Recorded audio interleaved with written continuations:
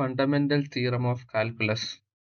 Actually ഈ fundamental theorem of calculus എന്ന് പറയുന്നത് രണ്ടെണ്ണം ഉണ്ട്. അതിൻ്റെ അകത്ത് ഒന്ന് നമ്മൾ കഴിഞ്ഞ വീഡിയോ പറഞ്ഞിട്ടുണ്ട്.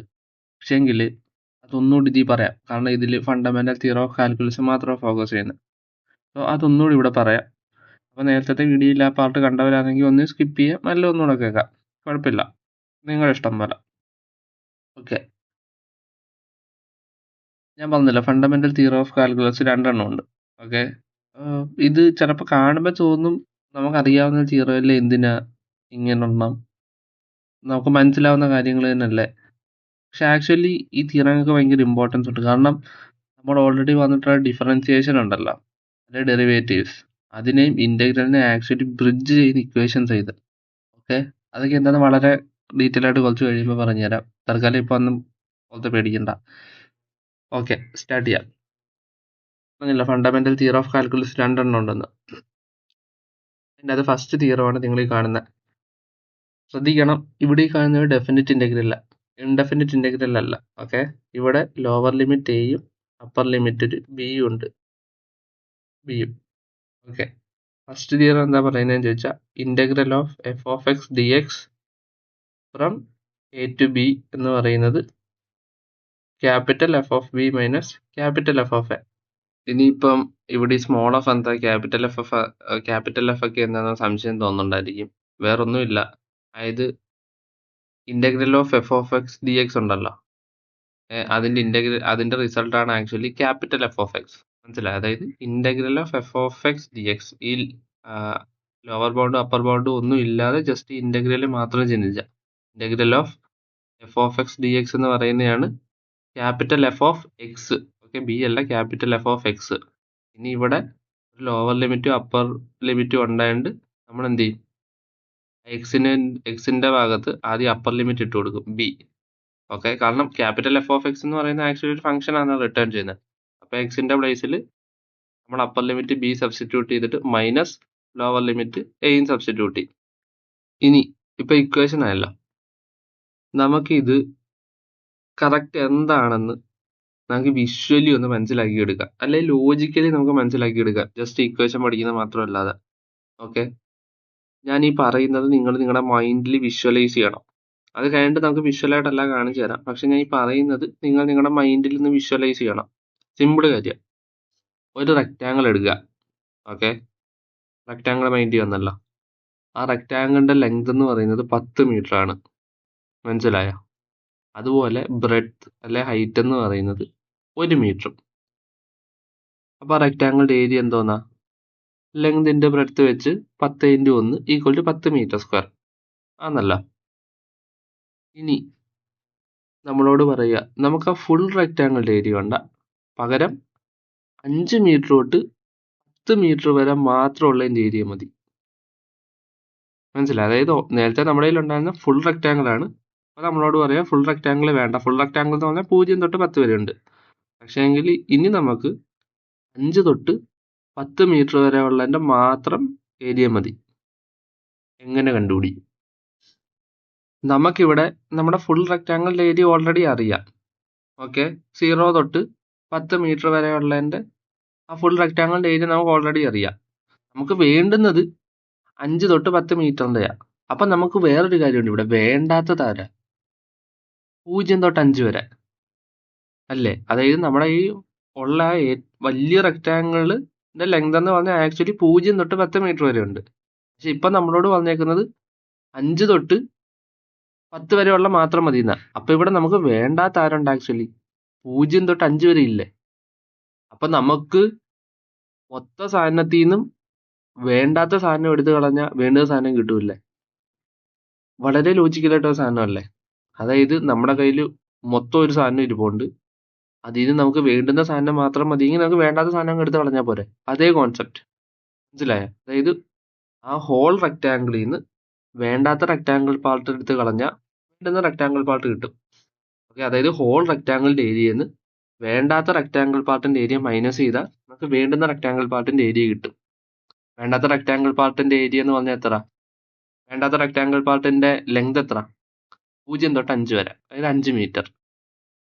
ബ്രെഡ്ത്ത് എന്തോന്നാ, 1 മീറ്റർ തന്നെ. അപ്പൊ വേണ്ടാത്ത റെക്റ്റാങ്കിൾ പാർട്ടിന്റെ ഏരിയ എന്തോന്നാ, 5 × 1 ഈക്വൽ ടു എന്ത് കിട്ടും? 5 മീറ്റർ. 5 metre square. ഹോൾ റെക്ടാങ്കിളിന്റെ ഏരിയ എന്താന്നാ? 10 മീറ്റർ സ്ക്വയർ. അപ്പൊ വേണ്ടുന്ന മാത്രം റെക്ടാങ്കിൾ പാർട്ടിന്റെ ഏരിയ എന്തോന്ന് കിട്ടും? മൊത്തം റെക്ടാങ്കിളിന്റെ ഏരിയ മൈനസ് വേണ്ടാത്ത റെക്ടാങ്കിൾ പാർട്ടിന്റെ ഏരിയ. അതായത് 10 metre square minus 5 metre square equal to 5 metre square. ഇങ്ങനെ കിട്ടിയേ. ഓക്കെ, ഇപ്പോളെ കുറെ പേർക്ക് സംശയം തോന്നുമായിരിക്കും എന്തിനാ ഇങ്ങനെ പറയുന്നത്. ആക്ച്വലി നമുക്കറിയാലോ 5 തൊട്ട് 10 വരെയൊക്കെ ഉള്ള ശരിക്കും മാഗ്നിറ്റ്യൂഡ് എന്ന് പറഞ്ഞാൽ 5 മീറ്റർ അല്ല ഉള്ളു. നമുക്ക് ഓൾറെഡി ഹൈറ്റ് പറയും 1 മീറ്റർ. അപ്പൊ 5 × 1 ഡയറക്റ്റ് എടുത്തുകൂടെയെന്ന്. വെയിറ്റ് കോൺസെപ്റ്റ് പറഞ്ഞു കൊടുക്കാനായിട്ടാണ് അങ്ങനത്തെ ഒരു കാര്യം പറഞ്ഞത്. ഓക്കെ, നിങ്ങൾ ചിന്തിച്ചത് ശരിയാണ്, അത് കറക്റ്റ് ആണ്, ഇതും കറക്റ്റ് ആണ് അല്ലേ? ഞാൻ പറഞ്ഞത് ശരിയല്ല, തെറ്റല്ലല്ലോ. വേണ്ടുന്ന പാർട്ടിന്റെ ഏരിയ മാത്രം കിട്ടാൻ നമുക്ക് എന്ത് ചെയ്യാം? മൊത്തം ഏരിയന്ന് വേണ്ടാത്ത പാർട്ടിന്റെ ഏരിയ എടുത്ത് കളഞ്ഞാൽ പോരെ. സിമ്പിൾ. ഓക്കെ, ഈ കോൺസെപ്റ്റ് പറയാനായിട്ടാണ് ഞാൻ പറഞ്ഞല്ലോ, എനിക്കതൊരു വിഷ്വലി എക്സാമ്പിൾ പോലെ പറഞ്ഞു തരണം, അതിനുവേണ്ടി മാത്രം. ഓക്കെ, ഇനി അതെങ്ങനെ നമ്മുടെ ഈ കാണുന്ന ഇക്വേഷനിലോട്ട് വരുന്നു? ഓക്കെ, പറഞ്ഞുതരാം. നമ്മൾ ഇത്രയും നേരം പറഞ്ഞു വന്നതിൽ തന്നെ ഉണ്ട് ആൻസർ. ഓൾറെഡി നമ്മളത് പറഞ്ഞു വന്നു ആൻസർ. മനസ്സിലായോ? ഓക്കെ, നമുക്ക് എന്തറിയാം ഇവിടെ? Integral of F of X D X ആണ് capital F of X. Okay, ഞാനിവിടെ ഈ ലോവർ ലിമിറ്റ് എയും അപ്പർ ലിമിറ്റ് ബിയും പറയുന്നില്ല. ഞാൻ പറയുന്നത് എന്താ? Integral of F of X D X ആണ് ക്യാപിറ്റൽ എഫ് ഓഫ് എക്സ്. മനസ്സിലായോ? Capital F of X. അതിന്റെ അർത്ഥം എന്താ? ആക്ച്വലി നമ്മൾ ഓൾറെഡി പറഞ്ഞിട്ടുള്ള എന്താ? ഇന്റഗ്രൽ നമുക്ക് എന്താ തരുന്നത്? Area under the curve. Okay, ഇത് ബേസിക്കലി ഈ ഇന്റഗ്രലിന്റെ റിസൾട്ട് നമുക്ക് തരുന്നത് ഒരു ഏരിയ ആണ് അല്ലേ? നമ്മൾ ഓൾറെഡി നമ്മുടെ എക്സാമ്പിളുകളിലെല്ലാം നമ്മൾ പറഞ്ഞു വന്നുകൊണ്ടിരിക്കുന്നത് എന്താ? നമ്മൾ നമ്മുടെ മൊത്തം എക്സാമ്പിൾസ് കാണിച്ചു തന്ന എല്ലാം ഇതുവരെ ഏരിയ അണ്ടർ ദ കർവ് വെച്ചാ. അപ്പൊ നമുക്കറിയാം ഈ ഇന്റഗ്രൽ ആക്ച്വലി റിട്ടേൺ ചെയ്യുന്നത് നമുക്കൊരു ഏരിയ ആണ്. ഓക്കെ, അപ്പൊ എന്താണ് ഈ ക്യാപിറ്റൽ എഫ് ഓഫ് എക്സ് എന്ന് പറയുന്നത്? ആക്ച്വലി ഒരു ഏരിയ ആണല്ല. ഇനിയാണ് നമ്മൾ പറഞ്ഞ് ഇവിടെ അപ്ലൈ ചെയ്യാൻ പോകുന്നത്. ഇനി ലിമിറ്റ് എടുക്കുക, എയും ബിയും. ഈ ലിമിറ്റ് ആരായിട്ട് എടുക്കണമെന്ന് അറിയാം? നമ്മൾ ഇപ്പൊ പറഞ്ഞ നമ്മുടെ എക്സാമ്പിൾ ഉണ്ടല്ലോ, ആര്? 5 തൊട്ട് 10 മീറ്റർ വരെ. അപ്പൊ എന്ത് ചെയ്യണം? ലോവർ ലിമിറ്റിനെ 5ഉം അപ്പർ ലിമിറ്റിനെ 10 എടുക്കണം. അങ്ങനെ എടുത്താൽ ഈ കാണുന്ന എന്താണ്? ഇതാണ് നമ്മുടെ ശരിക്കും ആൻസർ. അതായത് ബി നമ്മൾ പറഞ്ഞല്ലോ 10 അല്ലേ? അതുപോലെ ക്യാപിറ്റൽ എഫ് ഓഫ് എക്സ് എന്ന് പറയുന്നത് എന്താണ്? ഏരിയ. അപ്പം ക്യാപിറ്റൽ എഫ് ഓഫ് ബി എന്ന് പറഞ്ഞാൽ എന്തോന്നാ? ബി വരേക്കുള്ള ഏരിയ. ആർക്കും സംശയമില്ലല്ലോ. അതായത് 0 തൊട്ട് ബി വരേക്കുള്ള ഏരിയ.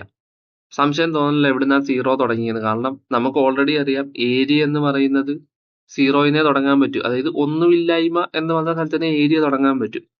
അപ്പം ഏരിയ അറ്റ് 10 എന്ന് പറഞ്ഞാൽ 0 തൊട്ട് 10 വരേക്കുള്ള ഏരിയ. സിമ്പിൾ ലോജിക് ആണല്ലോ, ഓൾറെഡി അറിയാലോ. ഓക്കെ, അപ്പൊ ക്യാപിറ്റൽ എഫ് ഓഫ് ബി എന്ന് പറഞ്ഞാൽ ബി വരേക്കുള്ള ഏരിയ. ബി എന്ന് പറഞ്ഞാൽ ഇവിടെ 10. അപ്പം ക്യാപിറ്റൽ എഫ് ഓഫ് 10 എന്ന് പറഞ്ഞാൽ ആക്ച്വലി ഈ കാണുന്ന എഫ് ഓഫ് ബി എന്ന് പറഞ്ഞാൽ 10 വരേക്കുള്ള ഏരിയ. കാരണം നമ്മൾ ഓൾറെഡി പറഞ്ഞിട്ടുണ്ട് നമ്മുടെ ലോവർ ലിമിറ്റ് 5ഉം അപ്പർ ലിമിറ്റ് ബി 10ഉം. ഇത് നമ്മുടെ റെക്ടാങ്കിളിന്റെ കേസ്. അപ്പൊ ക്യാപിറ്റൽ എഫ് ഓഫ് ബി എന്ന് പറഞ്ഞാൽ 10 മീറ്റർ വരേക്കുള്ള ഏരിയ, അതായത് 10 മീറ്റർ സ്ക്വയർ. അതുപോലെ ഇവിടെ എ എന്തോന്നാ? 5. ക്യാപിറ്റൽ എഫ് ഓഫ് എക്സ് നമുക്ക് ഓൾറെഡി അറിയാം ഏരിയ എന്ന്. അപ്പൊ ക്യാപിറ്റൽ എഫ് ഓഫ് എ എന്താ? 5 മീറ്റർ വരേക്കുള്ള ഏരിയ, അതായത് 5 മീറ്റർ സ്ക്വയർ. ഓക്കെ, ഇനി ഇവിടെ പറയുന്നത് എന്താ? 10 metre square minus 5 metre square. ഇത് തന്നെയല്ലേ നമ്മൾ അവിടെയും പറഞ്ഞത്? 10 മീറ്റർ സ്ക്വയർ എന്തോന്നാ? ഹോൾ റെക്ടാങ്കിളിന്റെ ഏരിയ. 5 മീറ്റർ സ്ക്വയർ എന്തോന്നാ? വേണ്ടാത്ത പാർട്ടിന്റെ. അതായത് ഇത് നോക്ക്, എഫ് ഓഫ് ബി എന്ന് പറഞ്ഞാൽ 0 തൊട്ട് 10 മീറ്റർ വരേക്കുള്ളതിന്റെ ഏരിയ. മനസ്സിലായോ? എഫ് ഓഫ് എ എന്ന് പറഞ്ഞാൽ 0 തൊട്ട് 5 മീറ്റർ വരേക്കുള്ളതിന്റെ ഏരിയ. നമുക്ക് വേണ്ടുന്ന എന്തോന്നാ? 5 തൊട്ട് ഇവിടെ തന്നെ പറയുന്നുണ്ട് 5 തൊട്ട് 10 മീറ്റർ വരേക്കുള്ളതിന്റെ ഏരിയ നമുക്ക് വേണ്ടുന്നത്. അപ്പൊ നമ്മൾ എന്ത് ചെയ്തേ? 0 തൊട്ട് 10 മീറ്റർ വരേക്കുള്ളതിന്റെ ഏരിയ മൈനസ് 0 തൊട്ട് 5 മീറ്റർ വരേക്കുള്ളതിന്റെ ഏരിയ. ഇവിടെ ചിലപ്പോൾ നിങ്ങൾക്ക് തോന്നാൻ പറ്റുന്ന സംശയമായിരിക്കും, എങ്ങനെയാ 0 തൊട്ട് 10 വരെ, എങ്ങനെയാ 0 തൊട്ട് 5 വരെ? കാരണം സിമ്പിൾ ലോജിക്കാണ്. ഏരിയ നമുക്ക് ഓൾറെഡി അറിയാം, ഏരിയ എന്ന് പറയുന്നത് 0നെ തുടങ്ങാൻ പറ്റും. 10 മീറ്ററാമത്തെ ഏരിയ എന്ന് പറഞ്ഞാൽ 0 തൊട്ട് 10 മീറ്റർ വരേക്കുള്ള ആക്ച്വൽ ഏരിയ ആണ്. അതായത് ഇനിഷ്യലി തൊട്ട് 10 മീറ്റർ വരേക്കുള്ള ഏരിയ. നമ്മുടെ ഇവിടെ ഇനിഷ്യൽ പോയിന്റ് ആയിട്ടാ 0. അപ്പൊ 10 മീറ്ററിലെ ഏരിയ എന്ന് പറഞ്ഞാൽ 10 മീറ്റർ ഒറ്റയടിക്ക് ഏരിയക്ക് പൊട്ടി മുളയ്ക്കാൻ പറ്റൂലല്ലോ. എവിടെ നിന്നാണ് തുടങ്ങിയത് അവിടം തൊട്ട് 10 മീറ്റർ വരെയൊക്കെയുള്ള ഏരിയ അല്ലേ 10 മീറ്ററിലെ ഏരിയ എന്ന് പറയുന്നത്. സോ 10 മീറ്ററിലെ ഏരിയ എന്ന് പറഞ്ഞാൽ എവിടം തൊട്ടാണോ തുടങ്ങി അവിടം തൊട്ട് 10 മീറ്റർ വരെയൊക്കെയുള്ള ഏരിയ. ഓക്കെ, അങ്ങനെയാണ് സീറോയിൽ സ്റ്റാർട്ട് ചെയ്യുന്നത്. കാരണം ഏരിയക്ക് സീറോയിൽ സ്റ്റാർട്ട് ചെയ്യാൻ പറ്റും. ഇപ്പൊ നിങ്ങൾക്ക് മനസ്സിലായില്ലേ? ആണ്ടേ വേണ്ടുന്ന ഹോൾ റെക്ടാങ്കിളിന്റെ ഏരിയ മൈനസ് വേണ്ടാത്ത റെക്ടാങ്കിൾ പാർട്ടിന്റെ ഏരിയ. അതായത് ഈ കാണുന്ന ഇക്വേഷൻ ആണ് നമ്മൾ അവിടെ പറഞ്ഞു വെച്ചത്. അതായത് ഈ കാണുന്ന ഇക്വേഷൻ അത്രേ ഉള്ളൂ നമ്മളെ ലോജിക്കലി ചിന്തിച്ച സാധനം. മനസ്സിലായോ? ഞാൻ വേണം നിങ്ങൾക്ക് ജസ്റ്റ് വിഷ്വലി ഒന്ന് കാണിച്ചു തരാം. അതായത് എന്റെ കയ്യിൽ ഒരു വലിയ സർക്കിൾ ഉണ്ട്. എനിക്ക് പക്ഷെ ഇവിടെ നോക്ക്, ഇതൊരു ഫുൾ സർക്കിൾ അല്ല, നടുക്കൊരു മിസ്സിംഗ് പാർട്ട് ഉണ്ട്. അപ്പൊ എനിക്ക് എന്ത് വേണം? ഈ മിസ്സിംഗ് പാർട്ട് ഒഴിച്ച് ബാക്കിയുള്ള അത്രയും പാർട്ടിന്റെ ഏരിയ കിട്ടണം. അപ്പൊ എന്ത് ചെയ്യുക? ആക്ച്വലി ഈ ഫുൾ സർക്കിളിന്റെ ഏരിയ മൈനസ് ഈ അകത്തുള്ള സർക്കിളിന്റെ ഏരിയ ചെയ്താൽ പോരെ. അപ്പൊ നമുക്ക് ഈ കാണുന്ന റിമൈനിങ് പാർട്ടിന്റെ അല്ലെങ്കിൽ ഡോനട്ട് പോലെ ഇരിക്കുന്ന അല്ലെ സി പോലെ ഇരിക്കുന്ന പാർട്ടിന്റെ ഏരിയ കിട്ടൂലേ? ആൻഡ് ഈ സർക്കിൾ നിങ്ങൾ നേരത്തെ എവിടെയെങ്കിലും കണ്ടിട്ടുണ്ടോ? കണ്ടിട്ടില്ലാത്തവർക്കായിട്ട് പറയാം, ഈ സർക്കിളാണ് നമ്മുടെ എന്ത് ഇന്റഗ്രേഷൻ പ്രൂവ് ചെയ്യാനായിട്ട് നമ്മൾ വിഷ്വലി കാണിച്ചു കൊടുത്ത സർക്കിൾ. അതായത് ഈ സർക്കിളിനെ നമ്മൾ ഒരുപാട് റിങ്ങുകളായിട്ട് കട്ട് ചെയ്തിട്ട് ആ സർക്കിളിനെ റീഅറേഞ്ച് ചെയ്ത് നമ്മൾ ട്രയാങ്കിൾ ആകും. എന്നിട്ട് ആ ട്രയാങ്കിളിന്റെ ഏരിയ കണ്ടുപിടിച്ചാൽ ആ സർക്കിളിന്റെ ഏരിയയും കിട്ടും. കാരണം ആ ഒരു സർക്കിളിനെ ആണല്ലോ നമ്മൾ ഒരുപാട് റിങ്ങുകളാക്കി മുറിച്ച് റീഅറേഞ്ച് ചെയ്തോ ട്രയാങ്കിൾ ആക്കുന്നത്. ഓക്കെ, ആ സർക്കിൾ തന്നെയാണ് നമ്മൾ ട്രയാങ്കിൾ ആക്കുന്നത്. അപ്പൊ ആ സർക്കിളിന്റെ ഏരിയ തന്നെ ആയിരിക്കും ട്രയാങ്കിളിന്റെ ഏരിയ. ആ ട്രയാങ്കിളിന്റെ ഏരിയ കണ്ടുപിടിച്ചാൽ സർക്കിളിന്റെ ഏരിയ കിട്ടും. മനസ്സിലായോ? അതെങ്ങനെ വന്നു എന്നത് ക്ലിയർ ആയിട്ട് പറഞ്ഞിട്ടുണ്ട്. അത് ഞാൻ വീണ്ടും ഒന്നുകൂടെ പറയുന്നില്ല. കേൾക്കണമുള്ളവർക്ക് അത് കയറി കാണാം. ഓക്കെ, അല്ല ഞാൻ ജസ്റ്റ് വേണേ ഒരു കൊച്ചു വിഷ്വല് വെച്ചേക്കാം. ഓക്കെ, ഏതായാലും ജസ്റ്റ് വിഷ്വൽ ഒന്ന് കാണിച്ചു തരാം. ചിലപ്പോൾ കണ്ടിട്ടില്ലാത്തവർ കാണാം. നമുക്കൊരു ഹോൾ സർക്കിൾ ഉണ്ട്. ഈ സർക്കിളിന്റെ പെരിമീറ്റർ എന്ന് പറഞ്ഞാൽ 2πr ആണ്. കാരണം അതെങ്ങനെ വന്നു എന്നുള്ളത് നമ്മൾ നമ്മുടെ റേഡിയൻ കോൺസെപ്റ്റ് ക്ലിയർ കട്ടായിട്ട് പറഞ്ഞിട്ടുണ്ട്. ഒരു സർക്കിളിന്റെ പെരിമീറ്റർ എന്ന് പറഞ്ഞാൽ അങ്ങനെ 2πr ആവുന്നത്. സോ അത് ഞാൻ ഡീറ്റെയിൽ ആയിട്ട് പറയുന്നില്ല. അപ്പൊ നമുക്ക് എന്തറിയാം? ഈ ചുറ്റും കാണുന്ന ഈ വട്ടത്തിന്റെ പെരിമീറ്റർ എന്ന് പറഞ്ഞാൽ 2πr ആ. നമുക്ക് എന്ത് വേണം? ഇതിന്റെ ഏരിയ വേണം. ഓക്കെ, നമുക്ക് ഓൾറെഡി അറിയാം 2πr² എന്നാണ് ഇക്വേഷൻ. പക്ഷെ നമുക്ക് അതെങ്ങനെ കിട്ടിയെന്ന് ജസ്റ്റ് ഒന്ന് കാണിച്ചു തരാം. അതിന് വരെ ഒരു കാര്യം ചെയ്യാം. നമുക്ക് ഈ എന്ത് ചെയ്യാം? ഈ സർക്കിളിനെ ഒരുപാട് റിങ്ങുകളാക്കി ഇങ്ങനെ സ്പ്ലിറ്റ് ചെയ്യാം. മനസ്സിലായോ? ഒരുപാട് റിങ്ങുകളാക്കി സ്പ്ലിറ്റ് ചെയ്തിട്ട് നമുക്ക് ഇപ്പൊ ഇത് എന്തുപോലെ ഇരിക്കുക? ഒരു കയറ് ചുറ്റി വെച്ചേക്കുന്ന ഒരു ബണ്ടിൽ പോലെ ഇരിക്കുന്നില്ലേ? നമുക്ക് ഒരു കത്തി വെച്ച് ഈ മേളിൽ നിന്ന് മുറിച്ച് ഈ നടുക്ക് വരെ വരാന്ന് ചിന്തിക്കുക. അങ്ങനെ വന്നാൽ ഇതിന്റെ അനിമേഷൻ എങ്ങനെ ഇരിക്കും?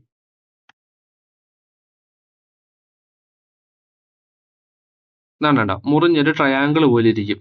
ഓക്കെ, ആ ട്രയാങ്കിളിന്റെ ഹൈറ്റ് എന്ന് പറഞ്ഞാൽ ഈ റേഡിയസിനോട് സെയിം ആയിരിക്കും. ബേസ് എന്ന് പറഞ്ഞാൽ 2πr ആയിരിക്കും. കാരണം ബേസ് എന്തോന്ന്? ഈ ബേസിൽ കാണുന്ന ഈ നീല സ്ട്രിപ്പ് കണ്ടോ? ഇതെന്ന് പറഞ്ഞാൽ ഈ ഔട്ടർ മോസ്റ്റ് സർക്കിൾ ആണ്. ഈ ഔട്ടർ മോസ്റ്റ് സർക്കിളിന്റെ ലെങ്ത് നമ്മൾ ഓൾറെഡി വന്നിട്ടുണ്ട് 2πr പെരിമീറ്റർ. അപ്പൊ ഇവിടെ നമുക്ക് ഹൈറ്റ് കിട്ടി 6ഉം ബേസ് കിട്ടി 2πr. അപ്പൊ ഏരിയ എന്ന് പറഞ്ഞാൽ എന്തോന്നും? 2πr × r, അതായത് base into height into half. അപ്പൊ എന്നിട്ട് πr². ഇങ്ങനെയാണ് നമുക്ക് ആക്ച്വലി കിട്ടുന്നത്. നമുക്കിനി ആക്യുറസി കൂട്ടണമെങ്കിൽ നമുക്ക് വീണ്ടും ഒരുപാട് റിങ്ങുകളാക്കി കട്ട് ചെയ്തിട്ട് അനിമേറ്റ് ചെയ്യാം.